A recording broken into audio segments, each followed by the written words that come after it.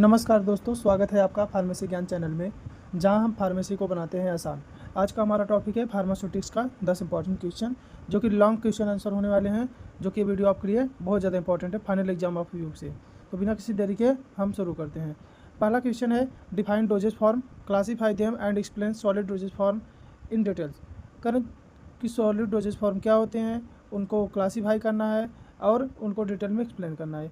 तो doses form क्या होती है, उनकी परिभाषा देखिए। डोजेज फॉर्म वे फार्मास्यूटिकल प्रिपरेशन होती हैं जिनमें एक्टिव ड्रग सब्सटेंस को एक स्पेसिफिक रूप में तैयार किया जाता है ताकि वह पेशेंट को आसानी से दी जा सके। उदाहरण के लिए जैसे टैबलेट हो सकता है, कैप्सूल, सिरप, इंजेक्शन या ऑइंटमेंट। ठीक। सॉलिड डोजेज फॉर्म का क्लासिफिकेशन देखिए। सॉलिड डोजेज फॉर्म हो सकती है, लिक्विड हो सकता है, सेमी सॉलिड हो सकता है, गैसियस हो सकता है, मिसलेनियस हो सकता है। ठीक। सॉलिड डोजेज फॉर्म को हम अच्छे से देखेंगे। सॉलिड डोजेज फॉर्म सबसे ज़्यादा इस्तेमाल किए जाने वाले डोजेज फॉर्म होते हैं। एक कन्वीनियंट होते हैं, मतलब आसानी से लिए जा सकते हैं, स्टेबल हो सकते हैं और इकोनॉमिकल होते हैं। इकोनॉमिकल मतलब सस्ते होते हैं। ठीक। मुख्य सॉलिड डोजेज फॉर्म कौन कौन से होते हैं, जैसे टैबलेट हो सकता है। टैबलेट सबसे common dosage solid dosage form होती हैं। इन्हें कंप्रेस करके बनाया जाता है और ये ओरल रूट से ली जाती हैं। ठीक। टाइप्स ऑफ टैबलेट में अनकोटेड, मतलब उसमें कोई कोटिंग नहीं किया गया हो, या तो फिल्म कोटेड टैबलेट्स हो सकते हैं जिसे स्वाद छुपाने के लिए ना, या तो इंट्री कोटेड जैसे स्टमक एसिड से बचाने के लिए, या च्यूबल टैबलेट या चबाने वाली गोलियां, या सस्टेन रिलीज टैबलेट जो धीरे धीरे टैबलेट जो दवाएं छोड़ती हैं। ठीक। अगला क्या है, हो सकता है कैप्सूल। सॉलिड डोजेज फॉर्म में अगला क्या हो सकता है, कैप्सूल। कैप्सूल या जेलेटिन के बने सेल होते हैं जिनके अंदर पाउडर या लिक्विड ड्रग भरी जाती है। पहला क्या हो सकता है इसमें, हार्ड जेलेटिन कैप्सूल जो कि ड्राई पाउडर के लिए होता है। दूसरा क्या होता है, सॉफ्ट जेलेटिन कैप्सूल जो लिक्विड या ऑयल बेस्ड ड्रग के लिए होता है, जैसे विटामिन ई की कैप्सूल। ठीक। अगला क्या है इसमें, पाउडर या ड्राई फाइनली डिवाइड फॉर्म में होती है जिन्हें ओरली या एक्सटर्नली लिया जाता है। ठीक। सिंपल पाउडर या इफोसेंट पाउडर, पानी में मिलाकर लेने वाली, ठीक, वो पाउडर होते हैं। अगला क्या है, ग्रेन्यूल्स। ग्रेन्यूल्स क्या होते हैं, मतलब वही दानेदार पाउडर, यानी जो पाउडर क्या होती है, एकदम फाइन पार्टिकल्स होते हैं, लेकिन जब उसे थोड़े बड़े होते हैं तो उसे क्या कहते हैं, ग्रेन्यूल्स कहते हैं। ठीक। ग्रेन्यूल्स जो होते हैं पाउडर से थोड़े बड़े होते हैं और इनकी फ्लो प्रॉपर्टी अच्छी होती है। ठीक। सॉलिड डोजेज फॉर्म के फ़ायदे देख लीजिए। ये लॉन्ग लाइफ, लंबे समय तक ख़राब नहीं होते हैं, सही मात्रा में लिए जा सकते हैं और आसानी से क्या हैंडलिंग और ट्रांसपोर्ट किए जा सकते हैं, और स्वाद को छुपाने में भी मदद करते हैं। ठीक। सॉलिड डोजेज फॉर्म में होने वाली एक्सपिएंट, मतलब उसमें सॉलिड डोजेज फॉर्म को बनाने के लिए क्या क्या हेल्प लिया जाता है, जैसे डाइल्यूएंट होते हैं, बाइंडर होते हैं, डिस इंग्रेडिएंट होते हैं ना, जो उसको तोड़ने में मदद करते हैं, लुब्रिकेंट होते हैं, या ग्रेडियंट होते हैं फिसलने वाली। ठीक। ये सब सब्सटेंस है जो कि यूज किए जाते हैं टैबलेट को बनाने के लिए। अपना दूसरा क्वेश्चन देखेंगे, write a detail note on the monophase and biphasic liquid dosage form, यानी मोनोफेजिक और बाईफेजिक लिक्विड डोजेज फॉर्म की हम डिटेल में एक नोट देखेंगे। ठीक। इंट्रोडक्शन देख लीजिए। लिक्विड डोजेज फॉर्म वे प्रिपरेशन होती हैं जिनमें ड्रग को लिक्विड फॉर्म जैसे वाटर, अल्कोहल या ऑयल में डिजॉल्व या डिस्पर्स किया जाता है। इन्हें आसानी से निकला जा सकता है और तेज़ी से एब्जॉर्प्शन दिखती है, मतलब जल्दी से बॉडी में एब्जॉर्ब हो जाते हैं। ठीक। लिक्विड डोजेज फॉर्म को दो मुख्य कैटेगरी में डिवाइड किया जाता है। मोनोफेजिक लिक्विड, मतलब जो एक समान रूप से दिखाई दें, और दूसरा क्या होता है, बाईफेजिक लिक्विड, जिसमें क्या दो अलग अलग टाइप के लिक्विड दिखाई दें।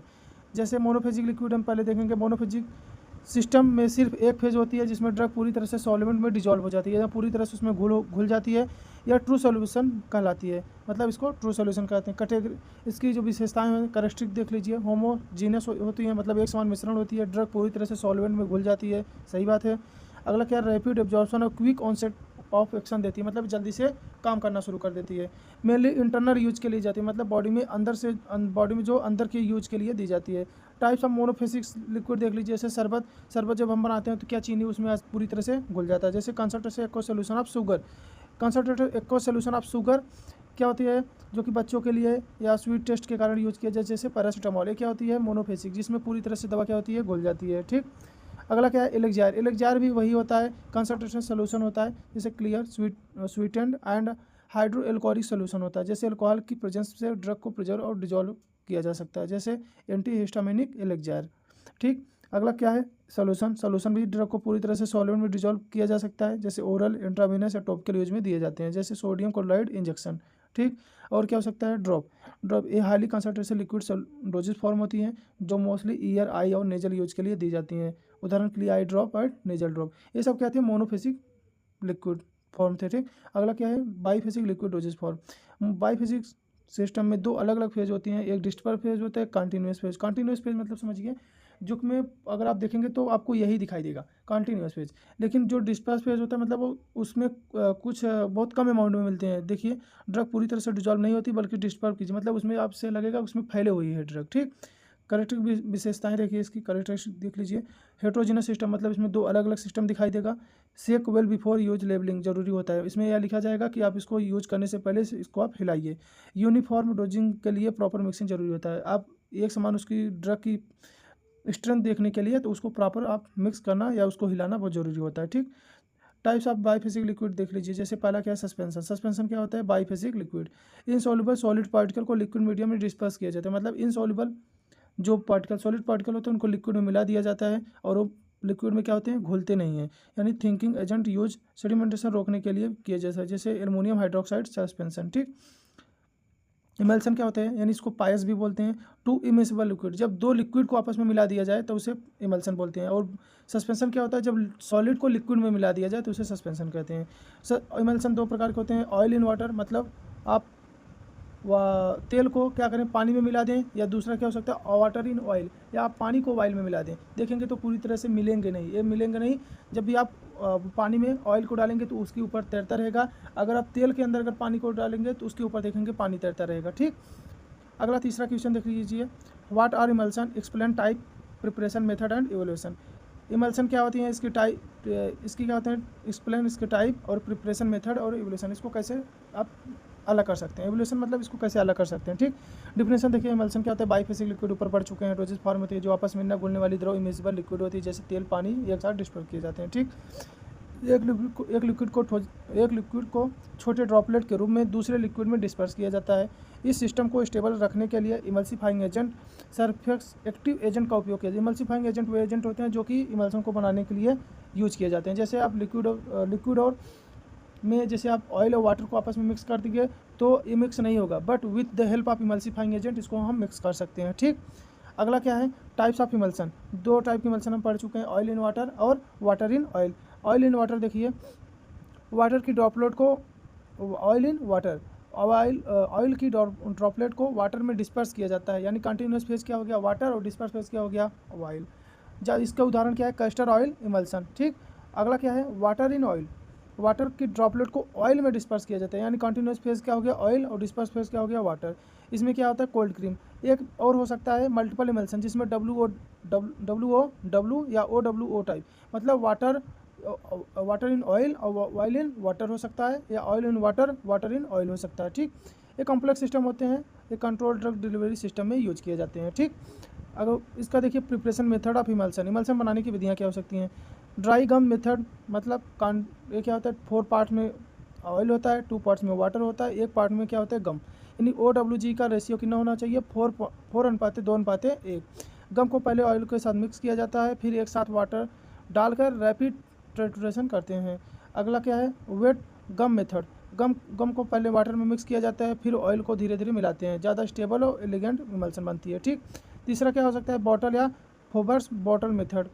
कम विस्कोसिटी वाले ऑयल्स के लिए इंग्रेडिएंट को बोतल में रखकर सेक किया जाता है, और आसान से कन्वीनियंट मेथड यूज किए जाते हैं ना। ये आसान होता है और क्या होता है? आसानी से इसको बना सकते हैं।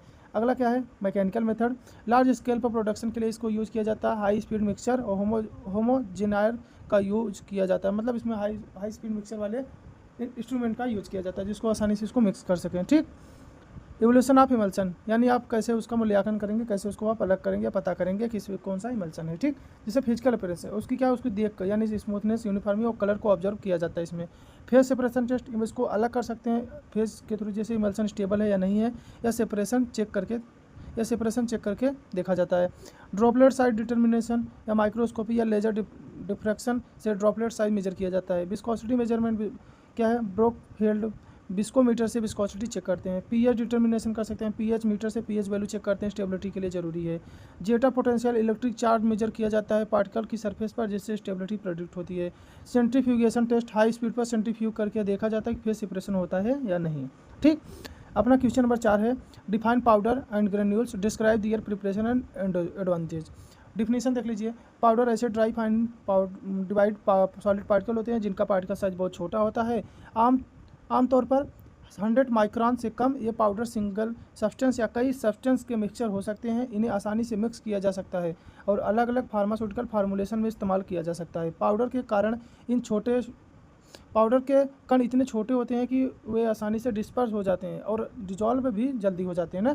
मतलब जो सबसे बहुत ही महीन, बहुत ही बारीक जो पाउडर होते हैं या जो पार्टिकल, जो सॉलिड के पार्टिकल होते हैं, या उनका साइज जो होना चाहिए 100 माइक्रोन से भी कम होना चाहिए। ऐसे पार्टिकल, ऐसे सब्सटेंस को, जो सॉलिड पार्टिकल होते हैं, उनको क्या कहते हैं, उनके कण को मिलाकर क्या होना चाहिए, वो सिंगल सब्सटेंस का हो सकता है या बहुत सारे सब्सटेंस के एक में हो सकते हैं, लेकिन उनका साइज कितना चाहिए 100 माइक्रोन से कम। तो ऐसे को क्या कहेंगे, पाउडर। ठीक।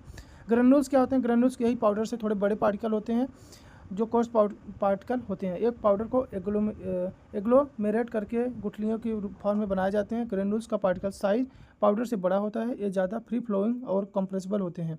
ग्रेन्यूल्स टैबलेट बनाने के लिए बेहतर होते हैं क्योंकि उनकी फ्लो प्रॉपर्टी और कंप्रेसिबिलिटी पाउडर से बेहतर होती है। ग्रेन्यूल में मॉइस्चर अपटेक कम होती है जिससे उनका स्टेबिलिटी बढ़ता है। ठीक। प्रिपरेशन देखिए, पाउडर बनाने के लिए हम पाउडर कैसे बना सकते हैं। पाउडर को बनाने के लिए सबसे पहले रॉ मटेरियल को छोटे छोटे टुकड़ों में तोड़ा जाता है। इसे कम्बिनेशन कहा जाता है। इसमें क्रशिंग, ग्राइंडिंग और मिलिंग शामिल हो सकती है ना।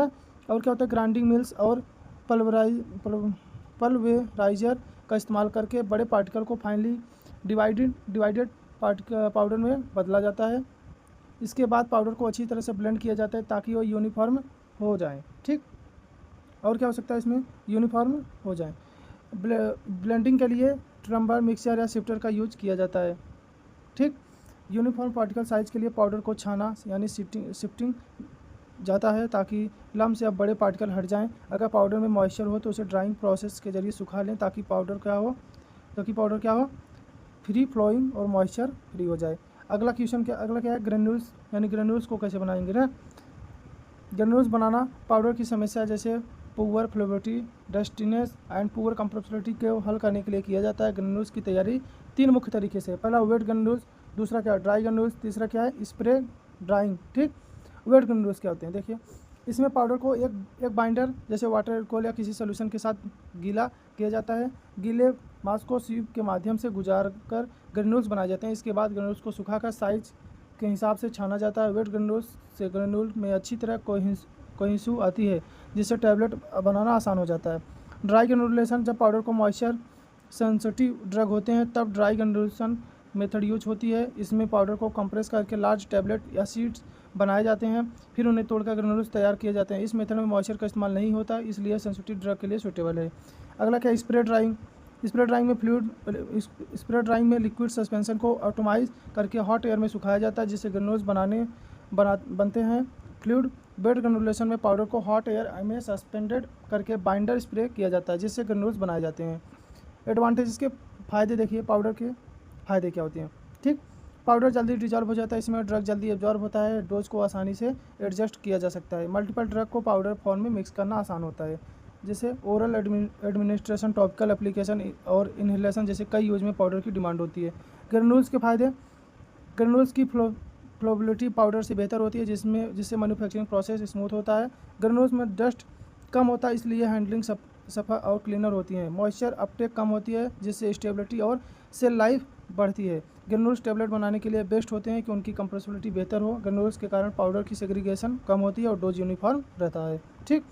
क्वेश्चन नंबर अपना 5वां देखिए, explain various method of sterilisation with example. Sterilisation का मतलब होता है माइक्रो फ्री। ठीक। देखिए पहले स्टेरिलाइजेशन क्या है। स्टेरिलाइजेशन का मतलब किसी भी चीज़ के सभी जीवाणुओं, बैक्टीरिया, स्पोर्स, फंजाई, वायरस को पूरी तरह से खत्म कर देना ताकि वह पूरी तरह सेफ और इन्फेक्शन फ्री हो। ठीक। स्टेरिलाइजेशन के मेथड देख लीजिए।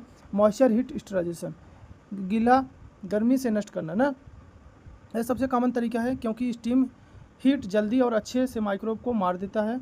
ऑटोक्लेव, स्टीम को 101 डिग्री सेंटीग्रेड पर 15 से 20 मिनट के लिए 15 psi प्रेशर में रखा जाता है। यह मेथड बहुत इफेक्टिव है और स्पोर्स को तक मार देता है ना, जो स्पोर्स होते हैं उनको भी मार देता है। यूज किस में किया जाता है, सर्जिकल इंस्ट्रूमेंट को स्टेरिलाइज करने में, कल्चर मीडिया को ग्लासवेयर स्टेरिलाइजेशन में। ठीक। और क्या हो सकता है, बॉइलिंग देखिए पानी को 100 डिग्री सेंटीग्रेड पर 30 मिनट तक उबाला जाता है। यह मेथड केवल वेजिटेबल बैक्टीरिया को मारता है, स्पोर्स नहीं, इसलिए इसे कंप्लीट स्टेरिलाइजेशन नहीं माना जाता। यूज घरेलू सामान, पानी को डिसइंफेक्ट करने के लिए, और हम लोग सब लोग करते हैं। ठीक। अगला क्या है, टेंडराइजेशन ये तीनों 30 दिनों तक रोजाना 30 मिनट के लिए 100 डिग्री सेंटीग्रेड पर हीटिंग दी जाती है। बीच में इंक्यूबेशन होता है ताकि स्पोर जर्मिनेट कर सकें और फिर मारा जा सके। ठीक, यूज क्या होता है हीट सेंसिटिव लिक्विड में। अगला क्या है ड्राई हीट स्टेरिलाइजेशन, यानी सूखा गर्मी से नष्ट करने। जब वस्तु मॉइस्ट हीट सहन नहीं कर पाती तो ड्राई हीट यूज होती है। हॉट एयर ओवन 160 से 170 डिग्री सेंटीग्रेड पर 1 से 2 घंटे के लिए रखा जाता है। यूज किसमें ग्लास वेयर में पाउडर को ऑयल्स को मेटल इंस्ट्रूमेंट को स्टेलाइज करने में। इंसेरिनेशन क्या होता है डायरेक्ट फ्लेम में जलाना, इसको डायरेक्ट क्या होते हैं जलाते हैं। Use contaminated dressing pathological waste, जो भी निकलता है उसको हम क्या करते हैं माइक्रोफिल बनाने के लिए उसको इंसेरिनेट उसको डायरेक्ट फ्लेम में जला देते हैं। और क्या हो सकता है फिल्ट्रेशन, हीट सेंसिटिव लिक्विड या ग्लास को हीट से ख़राब होने से बचाने के लिए यूज किया जाता है। मेम्ब्रेन फिल्टर यानी 0.22 माइक्रोन की एक क्या होती है एक कागज़ की तरह क्या होती है छन्नी होती है जिसे माइक्रो ऑर्गेनिज्म फिजिकली हटाए जा सकते हैं, यानी उसमें छान लिया जाता है। यूज एंटीबायोटिक वैक्सीन और सीरम के लिए। HEPA filter high efficiency particulate air, यानी एयर को फिल्टर करता है। यूज ऑपरेशन थिएटर और लेमिनार एयर फ्लो बेंचेज में। ठीक, अगला क्या है रेडिएशन स्टेरिलाइजेशन, किरणों से नष्ट करते हैं। अल्ट्रावायलेट किरणों से और गामा रेडिएशन से, इन दोनों से हेल्प से हम क्या करते हैं माइक्रोब्स को खत्म कर देते हैं। क्वेश्चन नंबर अपना 6वां देखिए, describe parts of prescription and common Latin abbreviation. हम ये देखेंगे प्रिस्क्रिप्शन के कितने पार्ट होते हैं और इसमें जो लैटिन नाम है उसका क्या यूज होता है। प्रिस्क्रिप्शन के हम जानते हैं टोटल मेनली 4 पार्ट होते हैं। सुपरस्क्रिप्शन जो आर्यक्स लिखा होता है इसका मतलब होता है टेक यू, यानी ये दवा आप ले लीजिए।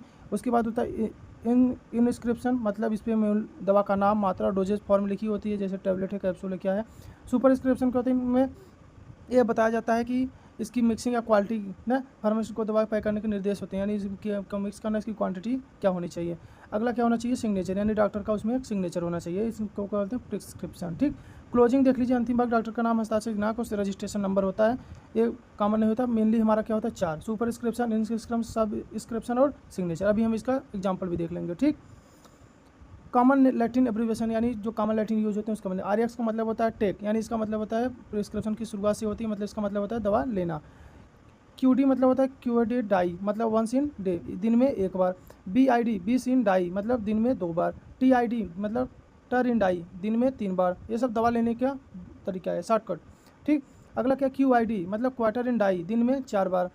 HES मतलब होरा सोमनी, यानी सोते समय लेना है। AC मतलब एंटी सीबम, मतलब भोजन से पहले लेना है। अगर किसी दवा में लिखा है AC तो समझ जाइए क्या वो भोजन से पहले लेने के लिए बात कर रहा है। PC मतलब पोस्ट सीबम, यानी भोजन के बाद लेना है। स्टेट मतलब स्टेटिन, मतलब तुरंत लेना है, इमीडिएटली, जैसे आपको बहुत तुरंत उसकी ज़रूरत है ना, उसको स्टेट लिखा है। PRN यानी प्रो रे नाटा, मतलब ज़रूरत होने पर दवा, जब आपको ज़रूरत हो तब इसको दवा लेना है। एड लिब यानी एड लिबिटम, यानी इच्छा अनुसार प्रयोग करें। PO मतलब पर ओस, मतलब मुंह के माध्यम से लेना है। पर ओ PO का मतलब लिखा मतलब क्या मुंह से लेना है। IM मतलब इंट्रामस्कुलर, यानी मसल्स में इंजेक्शन से देना है। ठीक, IV मतलब इंट्रावेनस, मतलब नसों में इंजेक्शन से देना है। OD मतलब वंस डेली, एक बार रोज लेना है, मतलब दिन में बस एक बार लेना है ना, एक बार रोज। Example of prescription with let, इसका एग्जाम्पल जैसे आरएक्स क्या है इसमें सुपरस्क्रिप्शन। पैरासीटामॉल ना, ये क्या है सबस्क्रिप्शन 500 mg जो है ना सबस्क्रिप्शन। और क्या जो टैबलेट मतलब सुपरस्क्रिप्शन हो गया, इंस्क्रिप्शन हो गया, सबस्क्रिप्शन हो गया। और अगला क्या था अपना सिग्नेचर ना, 1 TB लेना है, क्या लेना है, ये सब। ठीक, देखिए define posology, what are that factor affecting dosage, यानी अपना 7वां क्वेश्चन क्या है पोसोलॉजी क्या है, उसको अफेक्ट करने वाले फैक्टर। पोसोलॉजी व ब्रांच ऑफ फार्मेसी है जो दवाओं की सही मात्रा यानी डोज की फ्रीक्वेंसी ड्यूरेशन तय करती है ताकि दवा अच्छा से थेरेपेटिक इफेक्ट मिले और साइड इफेक्ट कम हो। सिंपली कहे तो posology means study of dose, यानी डोज की स्टडी करना क्या कहलाता है पोसोलॉजी। ठीक, फैक्टर अफेक्टिंग कौन कौन से फैक्टर इस पर अफेक्ट कर सकते हैं, एज यानी उसकी उम्र कितनी है पेशेंट की, वो एज अफेक्ट कर सकता है। बॉडी वेट क्या है, सरफेस एरिया क्या है, ये सब अफेक्ट कर सकता है। वो कौन सा मेल है पुरुष है उसका यानी सेक्स यानी उसका लिंग क्या है वो अफेक्ट कर सकता है। फिजियोलॉजिकल कंडीशन उसकी शारीरिक स्थिति कैसी है वो अफेक्ट कर सकता है। पैथोलॉजिकल कंडीशन यानी वो उसको कैसा मतलब हल्का बीमारी है या बहुत गंभीर बीमारी वो अफेक्ट कर सकता है।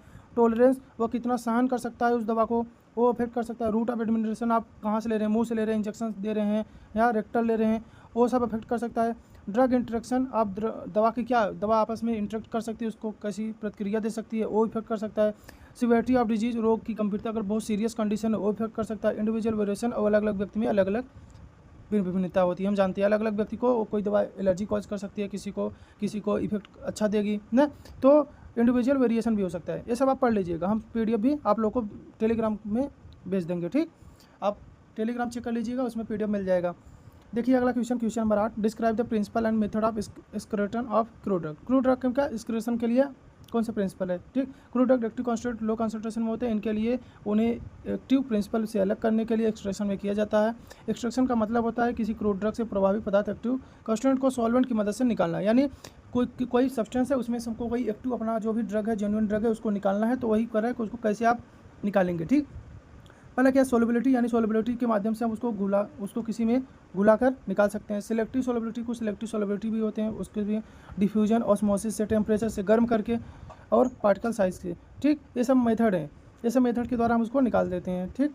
मेथड ऑफ एक्सक्रीशन देखिए, जैसे मैक्सरेशन ना, एसरेशन, क्रूड ड्रग को कट करके पीस कर सूटेबल सॉल्वेंट जैसे वाटर अल्कोहल में डाला जाता है, कुछ दिनों तक रखा जाता है, रोज़ हिलाया जाता है ताकि एक्टिव कॉन्स्टेंट सॉल्वेंट में घुल जाए और बाद में छानकर निकाल लिया जाता है, ठीक।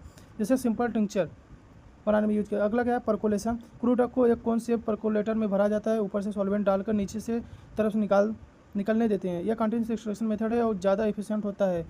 एग्जाम्पल स्ट्रॉन्ग टिंक्चर और लिक्विड एक्सट्रैक्टर ना। अगला क्या, इन्फ्यूजन, ड्रग को गर्म पानी में थोड़ी देर के लिए रखा जाता है, जैसे चाय बनाना, और हल्का एक्सट्रैक्शन होता है जैसे हर्बल टीज ना, इसको क्या इन्फ्यूजन करके। अगला क्या, डिकॉक्शन, हार्ड पार्ट को जैसे रूट बार को पानी में उबाल कर एक्सट्रैक्ट बनाया जाता है और टाइम और हीट की ज़रूरत होती है, जैसे आयुर्वेदिक फार्मुलेशन। अगला क्या है, सॉल्वेंट एक्सट्रैक्शन, जब ड्रग एक्टिव कॉन्स्टिट्यूएंट थोड़ा कम सॉल्युबल होते हैं तब सॉल्वेंट अपार्टस यूज करते हैं और कंटिन्यूस सॉल्वेंट रिफ्लक्स से ड्रग से कंस्टिट्यूएंट एक्सट्रैक्ट होते हैं, जैसे फीड ऑयल या फैट एक्सट्रैक्शन। ये सब आप सब पढ़ लीजिएगा, हम PDF भी भेज देंगे, लेकिन अभी क्या है, बस टाइम बहुत ही कम है, इसलिए हम बस आप लोग को क्वेश्चन बस समझाते हुए चल रहे हैं, ठीक। अगला क्या, explain labelling, storage and handling of different dosage form. Labelling देख लीजिए और उसके बाद फिर डोजेज, हैंडलिंग और डिफरेंट डोजेज फॉर ना। लेबलिंग का मतलब होता है किसी दवा की पैकेजिंग पर इंपॉर्टेंट जानकारी लिखना ताकि उपयोगकर्ता दवा को सही तरीके से यूज कर सके। इंपॉर्टेंट इन्फॉर्मेशन ऑन लेबल क्या होना चाहिए, ड्रग नेम होना चाहिए, स्ट्रेंथ होना चाहिए, डोजेज फॉर्म होना चाहिए, क्वांटिटी होना चाहिए, मैन्युफैक्चरिंग डेट होना चाहिए, एक्सपायरी डेट होना चाहिए, बैच नंबर होना चाहिए, स्टोरेज इंस्ट्रक्शन होना चाहिए, मैन्युफैक्चर नेम और एड्रेस होना चाहिए, यूजर डायरेक्शन होना चाहिए, वार्निंग एंड प्रिकॉशन होना चाहिए, ठीक। ये सब लिखा होना चाहिए। स्टोरेज की देख लीजिए, यानी हम दवा को कहाँ स्टोर करें, जैसे टैबलेट और कैप्सूल है तो उसको store in cold dry places, avoid moisture and sunlight, air tight container में रखें। लिक्विड है तो यूजली रेफ्रिजरेटर में 2 से 8 डिग्री सेंटीग्रेड पर सेक वेल बिफोर यूज लिखेंगे और कीप टाइटली क्लोज, उसको अच्छे से बंद करेंगे। ऑइंटमेंट क्रीम हो तो स्टोर इन रूम टेम्परेचर में, avoid direct sunlight, moisture, keep well close container में। इंजेक्शन हो तो सम नीड रेफ्रिजरेटर 2 से 8 डिग्री, प्रोटेक्ट फ्रॉम लाइट और कीप स्टेराइल। पाउडर ग्रेनुल्स हो तो keep in right moisture proof container, store in cold and dry places. Handling देखिए, इसको कैसे हैंडल करेंगे। हैंडलिंग में मेडिसिन को सही तरीके से मैनेज करना शामिल होता है ताकि कंटामिनेटेड, डैमेज या डिटोरिएशन ना हो, यानी ख़राब ना हो। जनरल गाइडलाइंस क्या होना चाहिए, हमेशा क्लीन हैंड से मेडिसिन हैंडल करें। Use clean and dry instrument for powder ointment, avoid direct contact with medicine, check expiry date before dispensing, store encapsulated drug separately, avoid crossing tablet और opening capsule unless prescribe, keep medicine out of the children. ये सब होना चाहिए। अपना last question देखिए, write a detail about the semi solid dosage form like ointments and cream. Semi solid dosage form के बारे में हमको पढ़ना है और जैसे ऑइंटमेंट्स और क्रीम के बारे में, ठीक। सेमी सॉलिड डोजेज फॉर्म वे दवाई होते हैं जिनका फिजिकल सॉलिड क्या होता है, स्टेट सॉलिड होता है और लिक्विड के बीच में होता है, यानी ना पूरी तरह से सॉलिड ना पूरी तरह से लिक्विड होते हैं। ये आमतौर पर टॉपिकल यूज यानी स्किन पर लगाने वाली होते हैं, जैसे common semi solid dose, ointment, cream, gel, paste. Ointment के बारे में देखिए क्या होता है।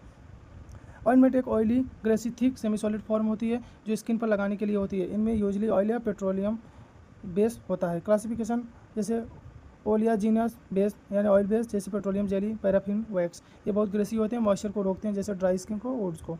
एब्जॉर्प्शन फेज वाटर को एब्जॉर्ब कर लेती हैं, थोड़ी मॉइस्चराइजिंग होती हैं जैसे हाइड्रोफिलिक पेट्रोलियम। तीसरा वाटर रिमूवेबल बेस, ये ऑयल इन वाटर इमल्सन होते हैं, थोड़े हल्के और वॉशेबल होते हैं। वाटर सॉल्युबल बेस, कोई ऑयल नहीं होता, पूरी तरह से वाटर सॉल्युबल होता है जैसे पॉलीथाइनाइल ग्लाइकोल, ठीक। एडवांटेज ऑफ ऑइंटमेंट देखिए, स्किन को मॉइस्चर करते हैं, लॉन्ग लास्टिंग होते हैं क्योंकि ग्रेसी होते हैं और ड्रग को पेनिट्रेशन बढ़ाते हैं और प्रोटेक्टिव लेयर बनाते हैं, ठीक। डिसएडवांटेज, ग्रेसी फील होता है, इजीली वॉश नहीं होते हैं और कॉस्मेटिकली लेस एक्सेप्टेबल है, ठीक। क्रीम देखिए, cream semi solid dosage form में होती है, यूजली वाटर एंड ऑयल दोनों का मिक्सचर होता है। ये 2 टाइप्स होती हैं, oil in water and water in oil, ठीक। ये सब हम ऊपर पढ़ चुके हैं। एडवांटेज देख लीजिए, नॉन ग्रेसी होते हैं, इजी टू अप्लाई और वॉश, कूलिंग इफेक्ट देते हैं, कॉस्मेटिक के लिए बेटर अवेलेबिलिटी होती है। डिसएडवांटेज, शॉर्ट सेल्फ लाइफ होता है, जल्दी खराब हो जाते हैं, माइक्रोबियल ग्रोथ का खतरा होता है। Preparation of ointment and cream देखिए, इनकॉर्पोरेशन मेथड यूज़ किया जाता है किसके लिए, mixing of drug and with base with spatula of mixture. और फ्यूजन मेथड यानी melting gradient and mixing them before cooling. Packaging and storage usually packed in tube and jars, water storing cool and dry places away from the sunlight, avoid contaminated by using the clean applicators. ठीक, तो ये हमारा ये chapter जो भी हम 10 important question का pharmaceutics पढ़ रहे थे ये हमारा खत्म हुआ। और आपको ये PDF हम दे देंगे टेलीग्राम ग्रुप में। तब तक के लिए आप सब अगर वीडियो पसंद आए तो लाइक करें, शेयर करें, सब्सक्राइब करें, अपने फार्मा दोस्तों के साथ ज़रूर शेयर करें। तो मिलते हैं किसी अगले वीडियो में, तब तक के लिए बाय बाय। पढ़ते रहो और बढ़ते रहो।